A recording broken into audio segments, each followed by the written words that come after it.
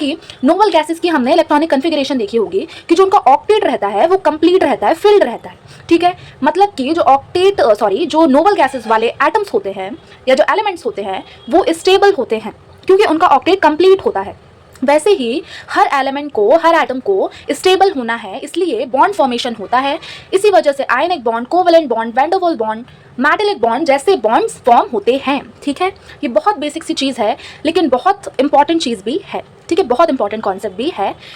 अगर basic clear करना है तो ये कॉन्सेप्ट समझना बहुत ज़रूरी होता है, ठीक है। तो हमें अब पहले क्वेश्चन का आंसर मिल गया है कि बॉन्ड फॉर्मेशन इसलिए होता है क्योंकि एटम को क्या होना है, एटम को होना है भाई स्टेबल, ठीक है। अब बॉन्ड फॉर्मेशन होता कैसे है वो भी हमने थोड़ा थोड़ा देख लिया है कि या तो इलेक्ट्रॉन गेन करेगा या तो इलेक्ट्रॉन डोनेट करेगा। एटम कौन करेगा? एटम करेगा, ताकि ये क्या हो सके, स्टेबल हो सके।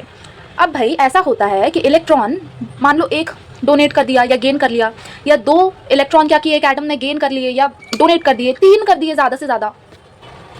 लेकिन बात यहाँ नहीं रुकती है, बात ये हो जाती है कि 4 इलेक्ट्रॉन क्या गेन हो सकते हैं, या कोई भी एटम, मेरा क्वेश्चन यही उठता है, क्या कोई भी एटम ऐसा है कि वो 4 इलेक्ट्रॉन गेन कर सके और 4 इलेक्ट्रॉन लूज कर सके?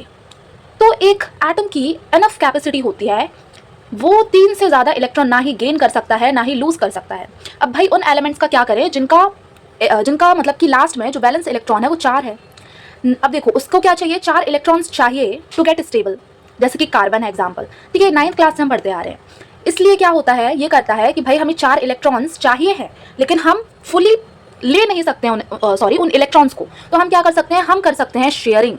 अब जहाँ पे इलेक्ट्रॉन्स की शेयरिंग हुई तो वहाँ आयनिक बॉन्ड ना बन के क्या बन जाता है, फिर हमारा बन जाता है क्या, कोवेलेंट बॉन्ड। That's it.